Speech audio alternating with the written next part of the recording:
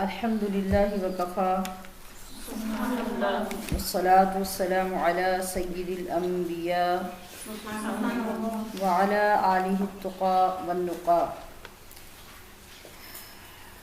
اما بعد فاعوذ باللہ من الشیطان الرجیم بسم اللہ الرحمن الرحیم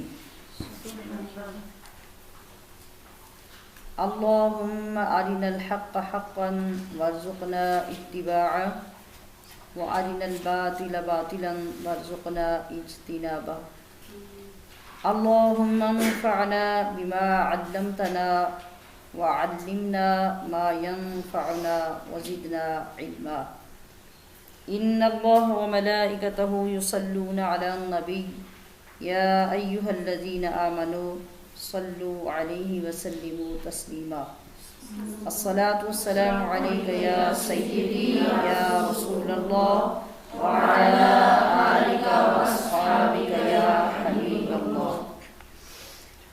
ہم نغمہ قرآنی دنیا کو سنا دیں گے ہم نغمہ قرآنی دنیا کو سنا دیں گے، ہر فرد کو اس کا ہم دیوانہ بنا دیں گے۔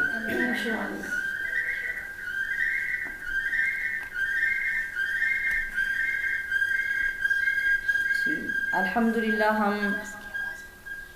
اپنے معمول کے مطابق اللہ پاک کے فضل اور احسان سے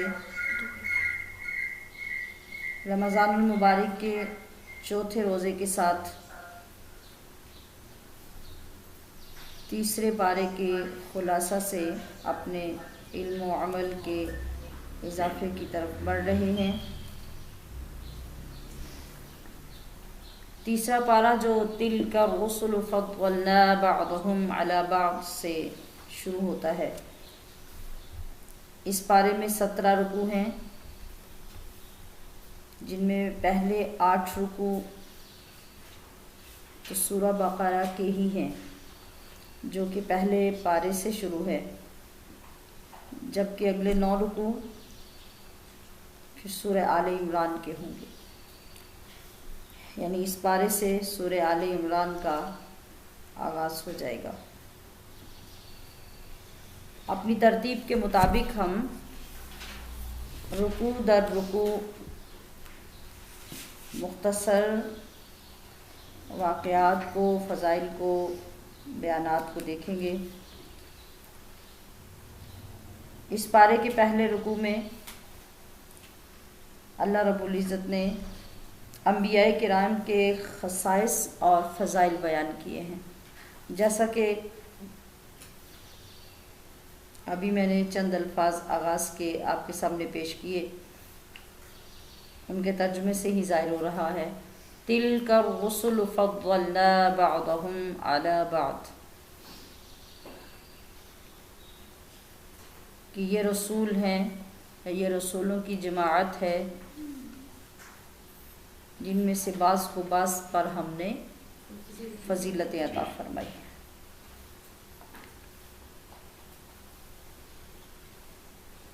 شروع میں انبیاء علیہم السلام اور ان کی ایک دوسرے پر فضیلت بیان کی گئی ہے، یعنی ایک تو ہے تمام انبیاء کرام کی فضیلت اللہ کی مخلوقات پر، پھر ہر نبی کو دوسرے نبی سے کسی اور وجہ سے اللہ پاک نے فضیلت عطا فرمائی، مطلب جیسے حضرت موسیٰ علیہ السلام کو اللہ پاک نے ہم کلامی کا شرف عطا کیا اور یہ فضیلت عطا فرمائی جو کسی اور نبی کو نہیں عطا کی۔ اسی طرح بعض انبیاء کو ان سے ہٹ کر کوئی اور فضیلت دی، کسی کو اور دی، کسی کو اور دی،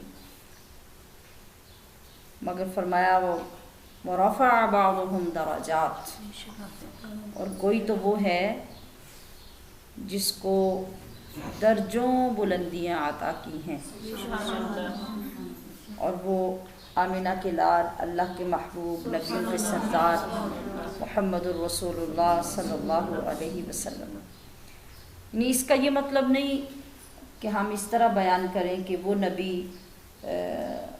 فلاں نبی سے مرتبے میں کم ہے اور فلاں زیادہ ہے، ایسا نہیں، بلکہ اللہ پاک نے جو فضیلتیں عطا فرمائیں ہم اس طرح بیان کریں گے۔ ادب یہ ہوگا کہ ہر نبی کو دوسرے نبی سے مختلف طریقے سے فضیلت عطا فرمائی، یعنی جیسا کہ صحابہ اکرام کے بارے میں بھی بیان ہوتا ہے، نبی کریم صلی اللہ علیہ وسلم کسی جگہ پہ حضرت ابوبکر صدیق کی ایسی فضیلت بیان کرتے ہیں جو کسی دوسرے میں نہیں، دوسری جگہ پہ حضرت علی المرتضیٰ کی ایسی فضیلت بیان ہوتی ہے جو کسی اور میں نہیں، پھر حضرت عمر فاروق کی فضیلت بیان ہوتی ہے جو دوسرے میں نہیں۔ تو اسی طریقے سے یعنی ہر ایک کی فضیلت جدا جدا ہے، کسی اور وجہ سے، دوسرے کی اور وجہ سے، تیسرے کی اور وجہ سے۔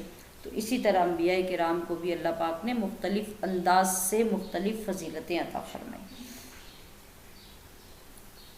مگر کائنات کے والی ہیں جنہیں تمام انبیاء کی جماعت پر فضیلتیں ہی فضیلتیں حاصل ہیں۔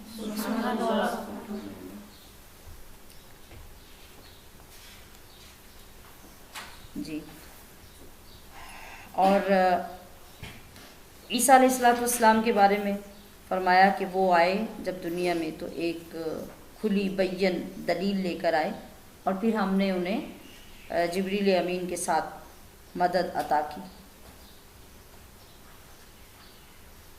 اللہ پاک فرماتا ہے کہ اگر میری مشیت نہ ہوتی تو انبیاء کرام کی تعلیمات آ جانے کے بعد لوگ آپس میں نہ لڑتے نہ جھگڑتے،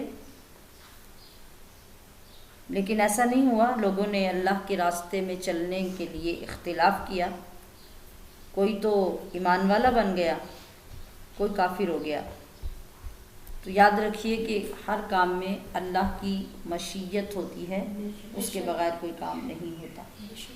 تو یہ سب چیزیں بھی اپنے اندر بے شمار حکمتیں رکھتی ہیں اور یہ ضروری ہوتی ہیں، اسی لیے اللہ پاک ان کا وجود رکھتا ہے۔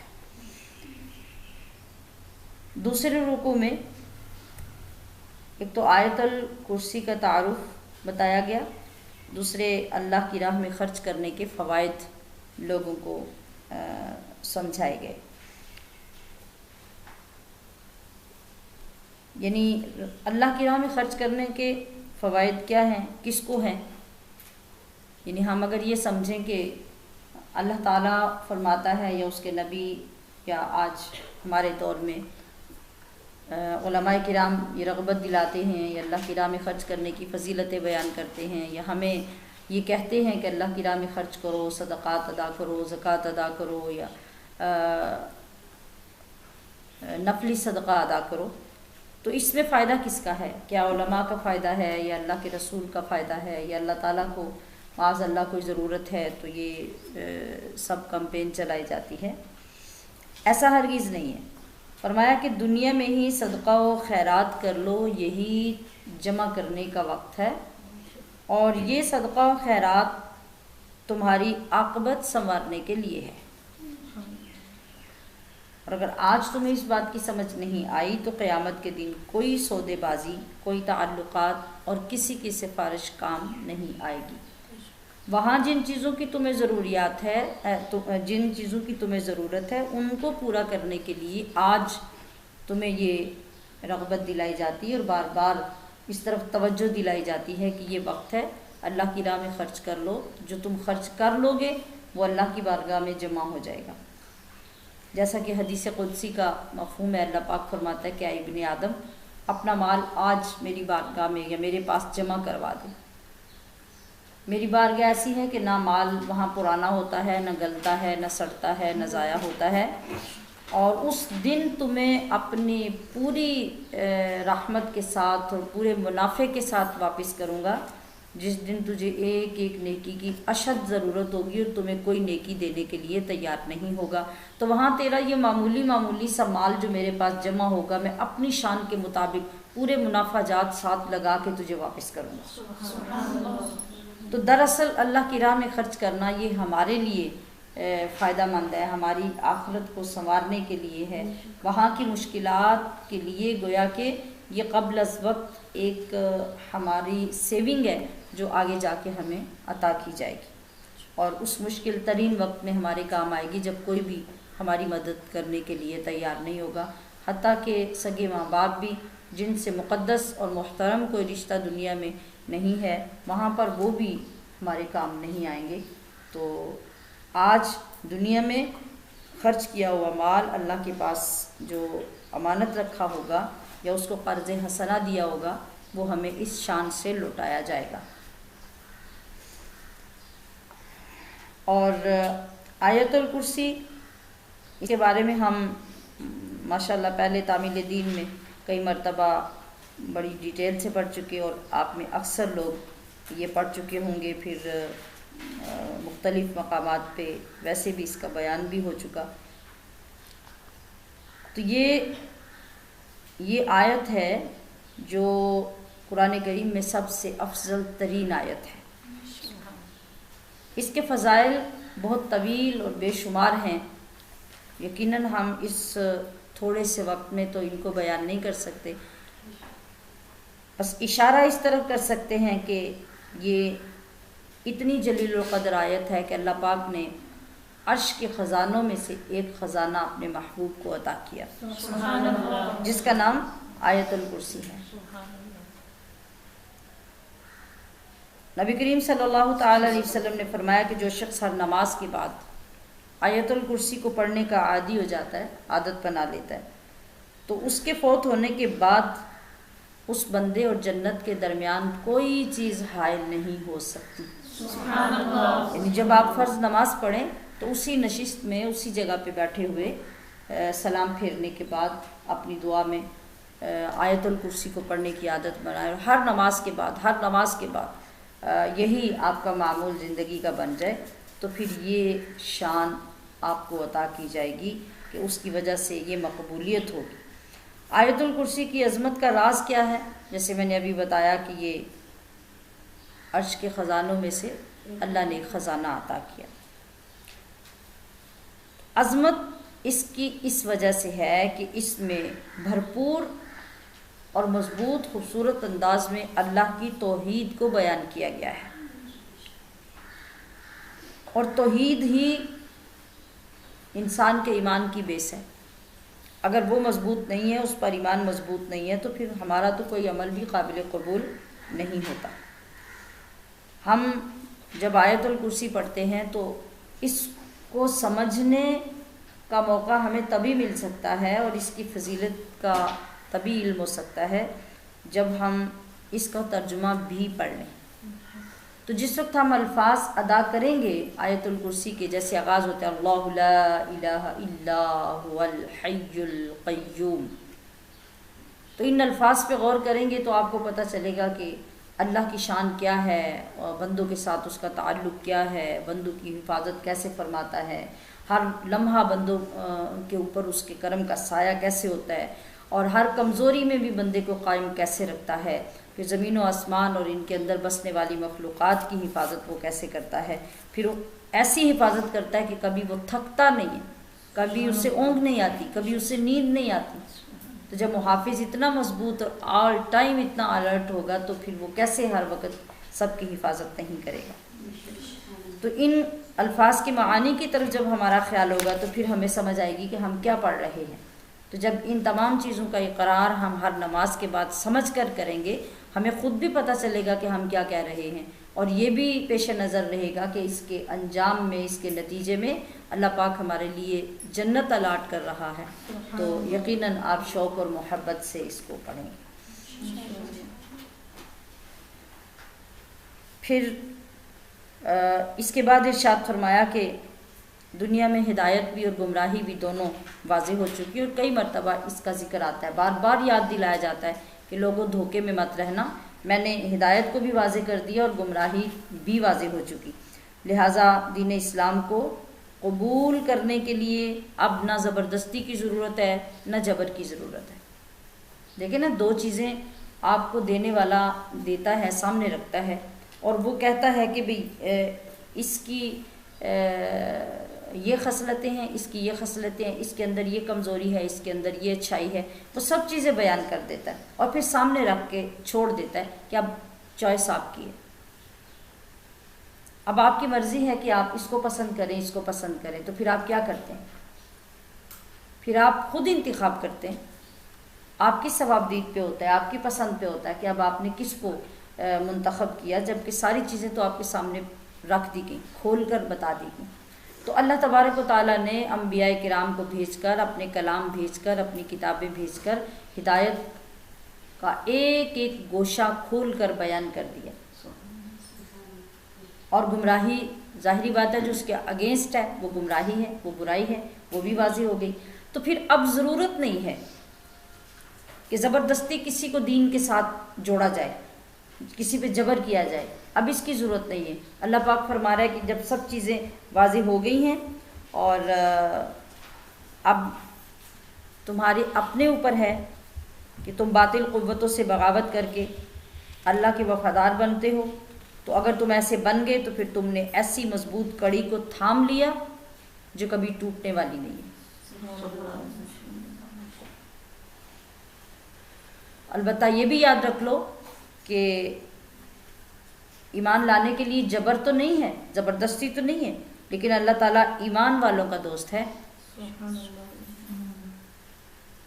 اور پھر وہ دوستی کا حق کیسے ادا کرتا ہے کہ انہیں کفر کی ظلمتوں سے یعنی اندھیریوں سے ایمان کے نور کی طرف بلاتا ہے۔ سبحان اللہ، سبحان اللہ۔ اور جو کافر ہیں، جو گمراہی کی طرف چلتے ہیں، ان کے دوست طاغوت ہیں یعنی شیطان، باطل قوتیں، وہ کیا کرتی ہیں؟ وہ انہیں ایمان کی روشنی سے کفر کی اندھیریوں کی طرف لے جاتی ہیں۔ تو ایسے لوگ ہمیشہ ہمیشہ جہنم کا ایندھن بنیں گے۔ تو اب پسند تمہاری ہے، انتخاب تمہارا ہے کہ تم ان دونوں میں سے کیا چاہتے ہو۔ تیسرے رکوع میں حضرت سیدنا ابراہیم علیہ السلام اور نمرود کے درمیان جو مکالمہ ہوا، جو مناظرہ ہوا، اس کا ذکر ہے، اور حضرت عزیر علیہ السلام یہ بھی اللہ کے نبی ہوئے، ان کا واقعہ بیان کیا گیا ہے، اور حضرت ابراہیم کا اللہ پاک سے مردے زندہ کرنے کا سوال ذکر کیا گیا ہے۔ حضرت ابراہیم کے دور میں جو بادشاہ وقت تھا، جو نمرود کے نام سے مشہور ہے، اس نے اللہ کی ذات کے بارے میں بحث کی۔ حضرت ابراہیم نے فرمایا کہ زندگی اور موت تو میرے اللہ کے قبضے میں ہے۔ وہ کہنے لگا یہ کیا بات ہے، یہ تو میں بھی کر سکتا ہوں، میں زندہ بھی کر لیتا ہوں اور مار بھی سکتا ہوں۔ تو اس نے جیل میں سے 2 بندوں کو بلایا، ایک کو جس کے لیے پھانسی کا اعلان ہو چکا تھا اس کو رہا کر دیا، اور دوسرے شخص کو قتل کروا دیا۔ تو اس نے کہا دیکھ لو یہ کام تو میں بھی کر سکتا ہوں۔ تو حضرت ابراہیم علیہ السلام نے اس کو لاجواب کیا، اگلی بات فرما کے کہا کہ میرا رب تو وہ ہے جو سورج کو مشرق سے طلوع کر کے مغرب میں غروب کرتا ہے۔ سبحان اللہ۔ تو اگر تو اپنی خدائی دعوے میں سچا ہے نا، تو پھر تو مغرب سے سورج کو طلوع کر اور مشرق میں غروب کر دے۔ اب وہ تو کام اس نے فوراً کر لیا، مگر یہاں آ کے اس کی آنکھیں کھلی کی کھلی رہ گئیں۔ فَبُہِتَ الَّذِي كَفَرَ، وہ حیران و ششدر رہ گیا، یہ کام تو وہ کبھی نہیں کر سکتا تھا۔ اللہ نے فرمایا وَاللَّهُ لَا يَهْدِي الْقَوْمَ الظَّالِمِينَ، کہ ظالموں کو اللہ ہدایت نہیں دیتا۔ جو انسان خود جان بوجھ کے اس طرح کرتا ہے تو اللہ پاک ایسے لوگوں کو ہدایت کبھی نہیں دیتا۔ اب اس کے بعد حضرت عزیر علیہ السلام کا واقعہ ذکر کیا گیا۔ وہ بھی ایک عجیب واقعہ جو اللہ کی قدرتوں کے قریب کرنے کے لیے بہت کافی ہے۔ حضرت عزیر علیہ السلام گزر رہے تھے کہ راستے میں انہوں نے ایک اجڑی ہوئی بستی دیکھی، تو حیران ہو گئے۔ لوگ مر چکے تھے، مکان گر چکے تھے، ہو کا عالم تھا۔ تو انہوں نے سوچا حیران ہو کر کہ کیا اس بستی کے باشندے اس میں رہنے والے لوگ دوبارہ زندہ ہوں گے؟ کیسے زندہ ہو سکیں گے؟ تو اللہ تعالیٰ نے حقیقت سے پردہ اٹھانے کے لیے حضرت عزیر علیہ السلام پر اسی وقت موت طاری کر دی، آپ کو موت دے دی، اور اسی موت کے عالم میں 100 سال گزر گئے۔ 100 سال کے بعد اللہ پاک نے ان کو زندہ کیا، پھر پوچھا کہ اے عزیر تم کتنا عرصہ مرے رہے؟ کہا یہی کوئی ایک دن یا دن کا کچھ حصہ۔ فرمایا ایسا نہیں، 100 سال تمہارے اوپر موت طاری رہی ہے۔ اب ذرا اپنے دائیں بائیں دیکھو، ہماری قدرت کا اندازہ کرو، 100 سال گزر گئے تو جو تمہارے پاس پینے کا پانی تھا اور جو تمہارے پاس کھانے کے لیے غذا تھی وہ بالکل ویسے کے ویسے ہی ہیں 100 سال گزرنے کے بعد۔ اور جس گدھے پر تم سوار تھے اس کو دیکھو، تو حضرت عزیر علیہ السلام نے جب دیکھا تو اس کی تو ہڈیاں بھی مٹی میں مل چکی تھیں، 100 سال گزر گیا ہے، اس کا تو کچھ بھی باقی نہیں بچا۔ پھر اللہ پاک نے ارشاد فرمایا کہ یہ ہماری قدرت ہے، کھانے پینے کی چیز تو ایک دن میں خراب ہو جاتی ہے، مگر وہ 100 سال ویسی کی ویسی پڑی رہی۔ اور وہ جانور جو مضبوط بھی ہے اور ایک عرصے تک زندہ بھی رہ سکتا ہے اور بڑا عرصہ لگتا ہے جا کے ہڈیاں اور گوشت ختم ہونے میں، وہ سب تو گل چکا، وہ ختم ہو چکا، اور پانی اور تمہاری غذا بالکل تازہ کی تازہ ہے۔ اب دیکھو کہ ہم اس گدھے کے اوپر کس طرح سے گوشت چڑھاتے ہیں، کس طرح اس کی ہڈیاں درست کرتے ہیں اور کیسے اس کو زندہ کرتے ہیں۔ پھر دیکھتے ہی دیکھتے حضرت عزیر علیہ السلام کی آنکھوں کے سامنے اس گدھے کی ہڈیاں جڑیں، وہ اسی طرح سے درست ہوئیں، اور پھر ان ہڈیوں کے اوپر گوشت چڑھا، وہ آپ کی آنکھوں کے سامنے، اور گدھا رینگتا ہوا کھڑا ہو گیا۔ اللہ پاک نے اس کو زندہ کر دیا اور فرمایا کہ بے شک اللہ تعالیٰ ہی ہر چیز پر قادر ہے۔ پھر اس میں تیسری بات جو اس رکوع میں بیان ہوئی کہ ایک مرتبہ حضرت ابراہیم علیہ السلام اسی طرح سمندر کے کنارے کی طرف نکلے، دیکھا کہ وہاں ایک جانور ہے اور اس کو نوچ نوچ کر پرندے کھا رہے ہیں، اس کی ہڈیاں، اس کا گوشت سب ختم ہے۔ آپ کے ذہن میں یہ خیال پیدا ہوا کہ اس حالت کو پہنچے ہوئے جانور اور مخلوق کو اللہ دوبارہ کیسے زندہ کرے گا؟ اللہ پاک سے سوال کر دیا، ربی ارنی کیف تحیی الموتیٰ، کہ اللہ میں دیکھنا چاہتا ہوں، مجھے دکھا کہ تو مردوں کو کیسے زندہ کرے گا۔ تو اللہ تبارک و تعالیٰ نے پوچھا کہ ابراہیم تجھے اس بات پر ایمان حاصل نہیں؟ عرض کی اے اللہ ایمان تو حاصل ہے، ولیکن لیطمئن قلبی، بس میں اپنے دل کے اطمینان کے لیے یہ چاہتا ہوں کہ میں دیکھوں کہ تو کیسے زندہ کرتا ہے۔ جب ایک چیز ختم ہو جاتی ہے اور اس کے گوشت کے ذرے ذرے مختلف پرندے لے گئے نوچ کے، ہڈیاں ختم ہو گئی، کیڑوں نے کھا لی، پھر کیسے پاسبل ہوگا اور تیری قدرت کس طرح سے ظاہر کرے گی اور ایسے مردوں کو زندہ کرے گی؟ تو اللہ تبارک و تعالیٰ نے اس وقت پھر حضرت ابراہیم سے یہ فرمایا کہ اے ابراہیم 4 پرندے لو، ان کو اپنے ساتھ مانوس کرو۔ مانوس کرنے کا مطلب جس طرح گھروں میں پالتو پرندے یا جانور ہوتے ہیں تو وہ مالک کے ساتھ مانوس ہو جاتے ہیں۔ آپ دیکھیں گھر میں اگر مرغیاں رکھی ہوئی ہیں، بلی آپ کے گھر میں رہتی ہو یا اور کوئی جانور آپ نے پالا ہو تو وہ آپ کو پہچان لیتا ہے، آپ کے ہاتھوں کو پہچان لیتا ہے، آپ کی آواز کو پہچان لیتا ہے، آپ کو اس سے اور ان کو آپ سے محبت ہو جاتی ہے۔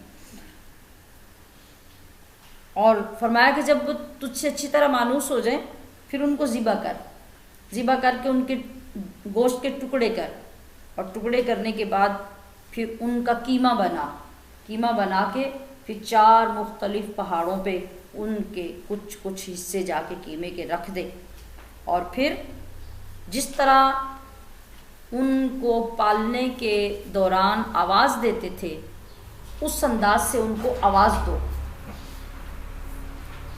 تو اللہ نے فرمایا کہ پھر دیکھنا وہ کس طرح تیرے پاس دوڑتے ہوئے چلے آئیں گے۔ سبحان اللہ، سبحان اللہ۔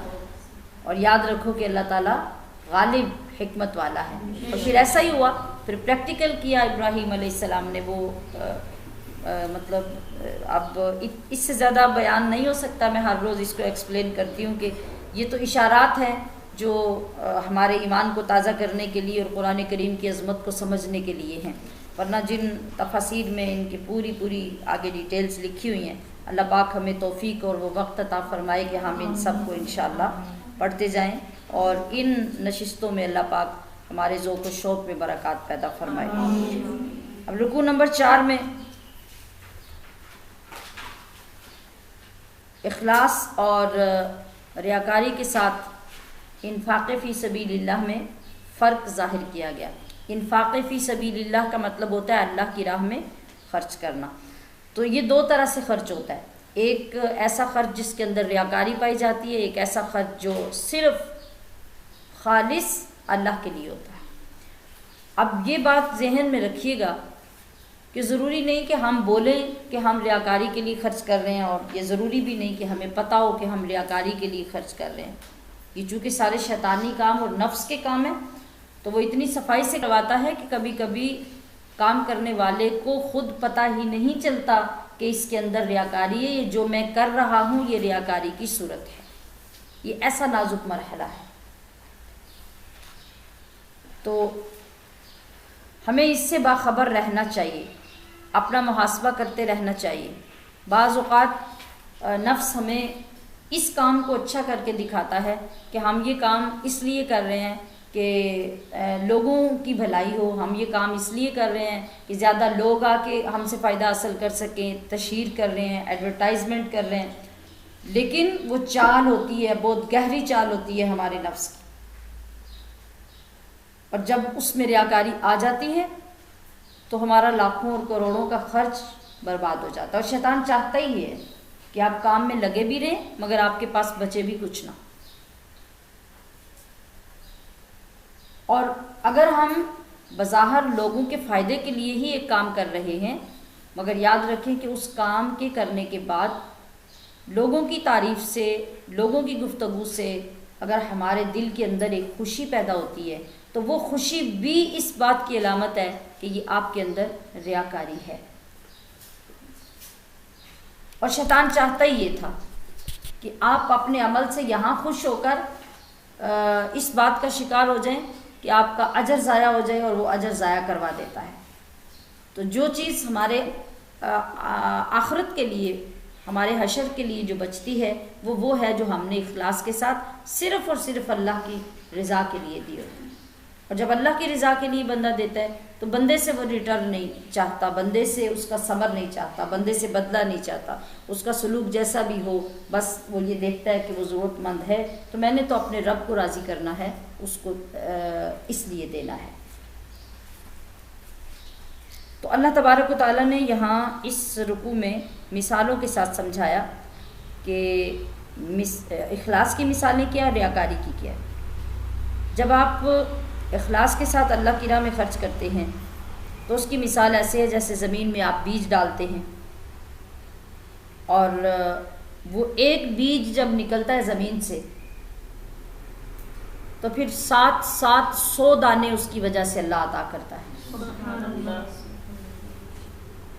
اور جو انسان ریاکاری کے ساتھ صدقہ کرتا ہے وہ ایسے ہے جیسے چٹان کے اوپر وہ کوئی بیج ڈال دے اور وہاں سے غلہ اگانے کی کوشش کرے، یعنی پتھر کے اوپر ایک بیج رکھ دے اور کہے کہ یہاں سے پودا نکلے، تو کبھی نہیں ہوتا۔ کبھی ایسا ہوتا ہے؟ کبھی وہاں سے پودا نہیں نکلے گا، آپ کو کبھی نفع نہیں ملے گا۔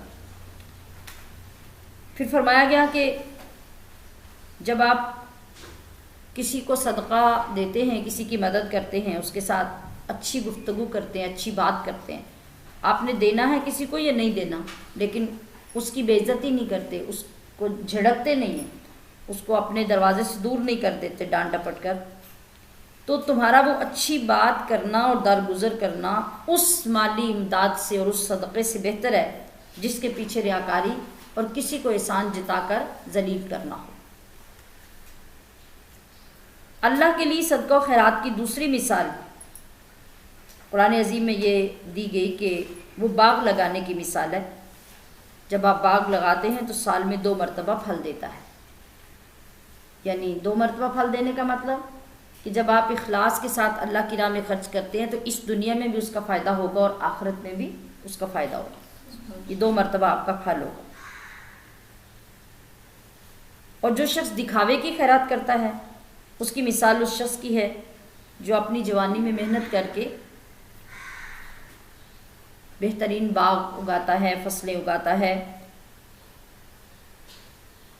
مگر جب پھل کھانے کا وقت آتا ہے، بڑھاپا آتا ہے، وہ محنت کے قابل نہیں رہتا، تو اس کے بچے وہ غلہ اور پھل جو ان کی ضرورت ہوتی ہے جب وہ حاصل کرنے کے قابل ہوتے ہیں تو اچانک ان باغات پر، فصلوں پر کوئی آفت، کوئی عذاب آتا ہے اور وہ سب کے سب جل کے راکھ ہو جاتے ہیں، تباہ ہو جاتے ہیں، تو بڑھاپا برباد ہو گیا۔ تو بڑھاپا کیا ہے؟ آخرت ہے کہ جب آپ کو ضرورت ہوگی اس کے بدلے کی، وہ ثمر کھانے کی، وہ پھل لینے کی، تو ریاکاری نے تو وہ دنیا میں سب تباہ کر دیا ہوگا اور وہاں آپ کے لیے کچھ بھی نہیں ہوگا۔ رکوع نمبر 5۔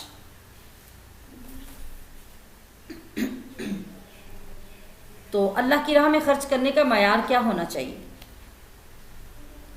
فرمایا اے ایمان والو، اپنی تجارت اور زمینی پیداوار میں سے اللہ کی راہ میں خرچ کرو، یعنی جو تم کاروبار کرو یا زمین میں سے جو تم فصل حاصل کرو، تو جو حصہ اللہ پاک نے مقرر فرمایا ہے اس مقرر کردہ حصے کے مطابق اس کی راہ میں خرچ کرو۔ اور یہ یاد رکھ لینا کہ جو ردی اور بیکار مال تم خود لینے کے لیے تیار نہیں ہو، اللہ کی راہ میں دینے کی بھی جسارت نہ کرنا۔ یہ وہ کام ہے جو ہم ہر وقت کرتے ہیں۔ کسی کو جو چیز ہم دیتے ہیں، کسی غریب کو، مسکین کو، تو اس وقت ہم کس چیز کا انتخاب کرتے ہیں؟ وہی جس کا معیار ہماری استعمال کرنے والی چیز سے کم ہوتا ہے۔ وجہ کیا ہے؟ وجہ یہ ہے کہ ہم یہ سمجھنے سے قاصر ہوتے ہیں کہ ہم یہ چیز کس کو دے رہے ہیں۔ ہمارے سامنے ایک غریب شخص ہوتا ہے، ایک فقیر ہوتا ہے، جبکہ در حقیقت وہ فقیر یا وہ غریب یا وہ سائل وہ تو اللہ کا نمائندہ ہے، اللہ کی طرف سے اس کو مقرر کیا گیا ہے۔ تو پھر ہم نے جو کچھ دینا ہے وہ کس کو دینا ہے؟ وہ اللہ کو دینا ہے۔ یہ بات ہمیشہ ہم بھولے رہتے ہیں۔ جب یہ بات ہمیں یاد ہو جائے تو پھر ہمارا معیار تبدیل ہو جائے۔ اب ہم جو چیز خود پہننا چھوڑ دیتے ہیں، جو استعمال کرنا چھوڑ دیتے ہیں، جو کھانا چھوڑ دیتے ہیں، جو ہمیں پسند نہیں ہوتی، ہم وہ کیا کہتے ہیں؟ فقیر آیا اس کو دے دو، غریب آیا اس کو دے دو، مانگنے والا آیا اس کو دے دو۔ اس وقت ہمیں کبھی خیال نہیں آیا کہ یہ مانگنے والا کون ہے، وہ تو کہہ رہا ہے مجھے اللہ کے نام پہ دو، اور ہم یہ بات سنتے ہی نہیں ہیں۔ اس لیے ہم ناقص، گھٹیا، بیکار، ردی چیزیں جو ہمارے استعمال کے قابل نہیں ہوتی، ہم پھر انہی کو ترجیح دیتے ہیں، وہی اٹھا کے دیتے ہیں۔ تو اس چیز سے ہمیں منع کیا گیا کہ ایسی کوئی چیز اللہ کی راہ میں دینے کی جسارت مت کرنا۔ یہ تمہیں شیطان سبق پڑھا رہا ہے، اور یاد رکھو کہ شیطان کبھی نیکی کا حکم نہیں دیتا، وہ مفلسی، غریبی کی طرف تمہیں لے جائے گا، اور تمہارے اندر وہ ڈر پیدا کرتا ہے کہ جب تم یہ دے دو گے تو کم ہو جائے گا، یہ دے دو گے تو تھوڑا ہو جائے گا، یہ دے دو گے تو تم غریب ہو جاؤ گے، اتنے 1000 زکوٰۃ نکالو گے تو تمہارا پیسہ کم ہو جائے گا، اتنا عشر دے دو گے تو اتنی بوریاں غلہ کم ہو جائے گا۔ وہ تمہیں اس گنتی کے چکر میں ڈالتا ہے۔ حقیقت کیا ہے کہ وہی برکت ہے جو جا رہی ہے۔ اس نے پلٹ کے 10 गुना हो के, 70 गुना हो के, 100 गुना हो के, 700 गुना हो के वापस तुम्हारे पास आना है। तो जब ये फ़लसफ़ा समझ आ जाएगा और इस पे यकीन हो जाएगा कि जो अल्लाह फरमाता है वो सच है, जो शैतान करवाता है वो सच नहीं है, तो फिर हमारा मायार तब्दील हो जाएगा, हमारी सोच तब्दील हो जाएगी। क्योंकि वो तो तुम्हें बेहयाई और बुराई के कामों की तरगीब देता रहता है और वो तुम्हें उसी पे चलाना चाहता है, जबकि अल्लाह ताला गुनाह माफ़ करने और ज़्यादा से ज़्यादा देने का वादा फरमाता है। वो जितना भी तुम्हें अता कर दे उसके ख़जानों में कभी कमी नहीं आ सकती। और फरमाया कि जो कुछ तुम खर्च करोगे या खर्च करने की नज़र मानोगे, बाज़ औक़ात हम मन्नत मानते हैं कि फ़लाँ काम के होने पर या फ़लाँ वक्त में हम ये काम करेंगे या ये चीज़ अल्लाह की राह में देंगे, तो याद रखो कि हर चीज़ जो तुम नज़र मानो या अल्लाह की राह में ख़र्च करो वो सब की सब अल्लाह के इल्म में है, इल्म से बाहर नहीं है। तो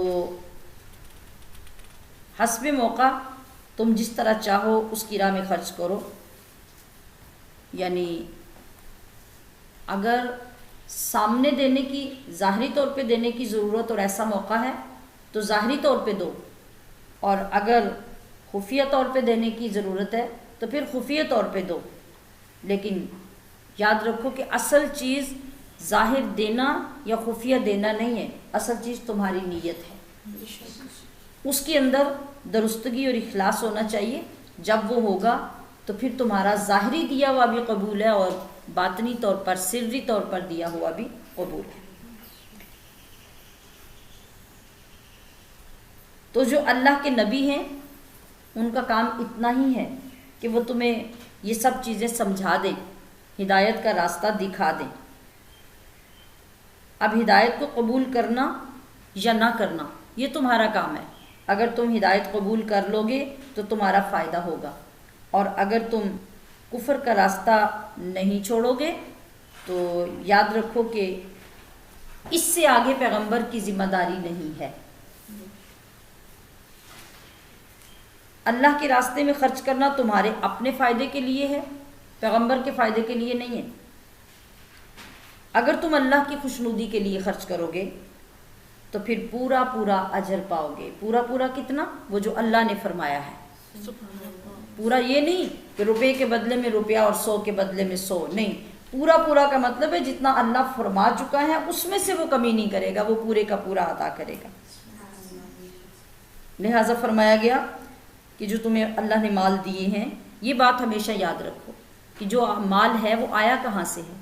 वो तो तुम्हें अल्लाह ने दिया है ना। तो अल्लाह के दिए हुए में से तुमने उसके कहने के मुताबिक देना है। तो वो गरीबों पे खर्च करो और उन लोगों पे, उन सफ़ेद पोश लोगों पे खर्च करो जो दरवाज़ों पे आने वाले साइलों और फ़कीरों की तरह लिपट लिपट कर मिन्नतें कर कर के नहीं मांगते, बल्कि सफ़ेद पोश होते हैं, अपनी सफ़ेद पोशी का भरम रखते हैं, लोगों के दरवाज़ों पर नहीं जाते, जाके उनसे मांगते नहीं हैं। अलबत्ता उनके रख रखाव से, उनके चेहरों की नकाहत से, उनके लिबास से, उनके अंदाज से पता चलता है कि ये ज़रूरतमंद है। तो जब इस तरीके से उनको दोगे तो न जाने अल्लाह करीम तुम्हें कितने बुलंद दर्जात अता फरमाए और कितना ज़्यादा उसके बदले में नफ़े के साथ लौटा दे। तो असल देना ये है कि जब बग़ैर कहे हुए और ख़ुद लोगों को तलाश करके जाके तुम उनकी ज़रूरत को पूरा करो।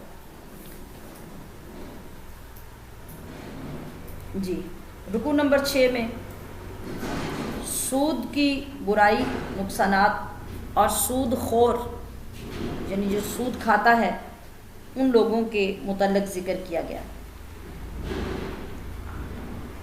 यानी जो सूदी कारोबार करने वाले लोग हैं वो कभी भी अल्लाह की पकड़ से बच नहीं सकते, दुनिया में भी और आखिरत में। तो उनका हाल ये होगा कि क़यामत के दिन सूद खाने वालों की हालत ऐसी होगी जैसे मिर्गी के मरीज़ की हालत होती है।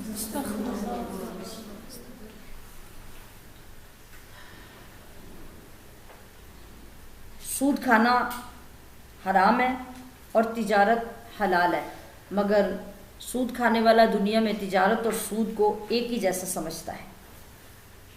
تو کہا گیا کہ جو شخص اس برے کام سے باز نہیں آئے گا پھر اللہ تعالیٰ خود اس سے نمٹے گا۔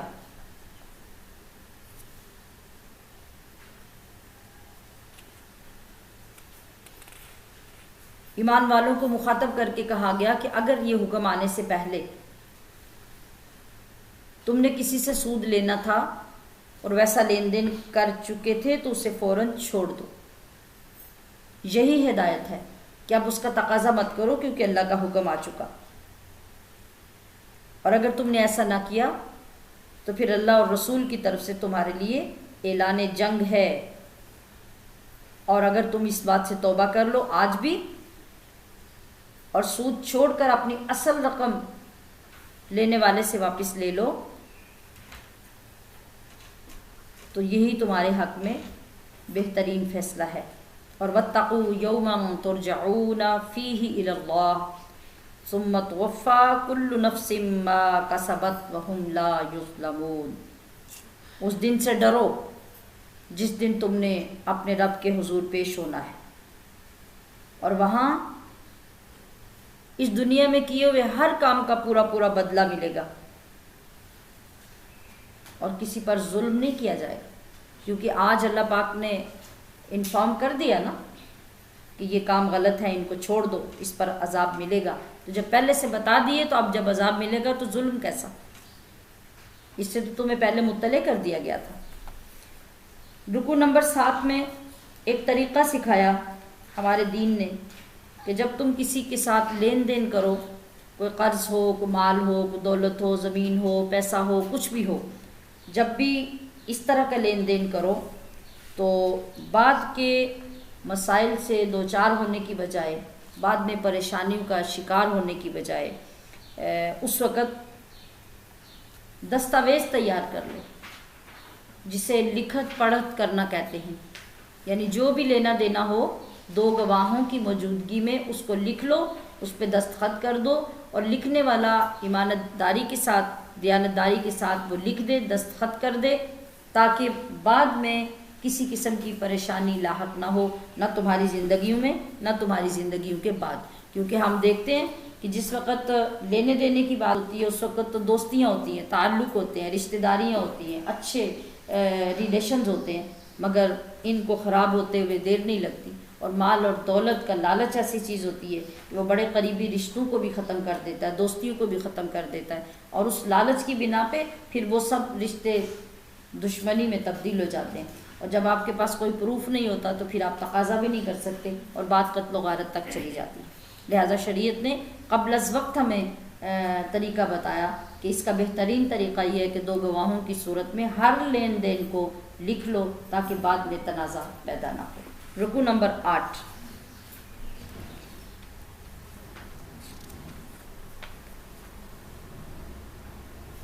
یہ سورہ بقرہ کا آخری رکوع ہے۔ اس 8ویں رکوع میں بتایا گیا کہ زمین و آسمان میں ہر چیز کا مالک کون ہے؟ اللہ ہی ہے، اللہ کے سوا اور کوئی مالک نہیں ہے۔ للہ ما فی السماوات و ما فی الارض۔ یہ سورت جب شروع ہوئی تھی سورہ بقرہ تو اس میں دین کی بنیادی تعلیمات ذکر کی گئی تھی، اور اب جب یہ سورت اختتام کی طرف آئی ہے تو یہاں پر پھر انہی باتوں کا ذکر ہو رہا ہے۔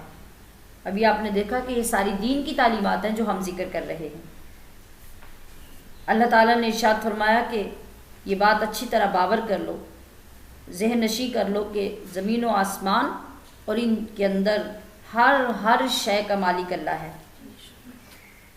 اگر تم کوئی کام کھلے عام کرو یا خفیہ طور پہ کرو تو کوئی بھی چیز اللہ سے مخفی نہیں ہے، اور جب مخفی نہیں ہے تو اسے حساب لینے میں کوئی دقت بھی نہیں ہے، لہٰذا تم سے وہ ایک ایک چیز کا حساب لے گا، اور جسے وہ چاہے گا معاف کرے گا، جسے چاہے گا وہ سزا دے گا، وہ ہر چیز پر قادر ہے۔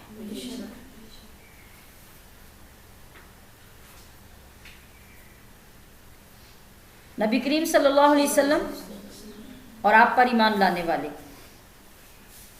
ان کی صفات کیا ہیں کہ یہ اپنے رب کی طرف سے آنے والی ہدایت کو مانتے ہیں، اللہ پر، فرشتوں پر، آسمانی کتابوں پر، رسولوں پر ایمان رکھتے ہیں۔ بعض کو مانے اور بعض کو نہ مانے یہ ایمان والے کا شیوا نہیں ہے، کیونکہ یہ عیسائی اور یہودی کہتے تھے نا کہ ہم فلاں نبی کو مانتے ہیں، فلاں رسول کو مانتے ہیں، ہم اپنے نبی کو مانتے ہیں، آپ کو نہیں مانتے، اور موسیٰ علیہ السلام کو مانتے ہیں، عیسیٰ کو نہیں مانتے، اور عیسیٰ کو مانتے ہیں اور موسیٰ علیہ السلام کو نہیں مانتے۔ تو ان کی تردید کی گئی ہے۔ اور پھر آگے بہترین دعا ہمیں سکھائی گئی جو ربنا لا تؤاخذنا ان نسینا او اخطأنا کے کلمات ہیں، کہ یہ ایسی دعا ہے جس میں انسان اپنی بے بسی، اپنی کمزوری، اپنی غلطیاں، اپنے گناہ سب سامنے رکھ کر ندامت کے ساتھ یہ الفاظ پیش کرتا ہے۔ اگر وہ صحیح معنوں میں معنی کی سمجھ کے ساتھ، ترجمے کی سمجھ کے ساتھ اور اس کیفیت کے ساتھ پیش کرے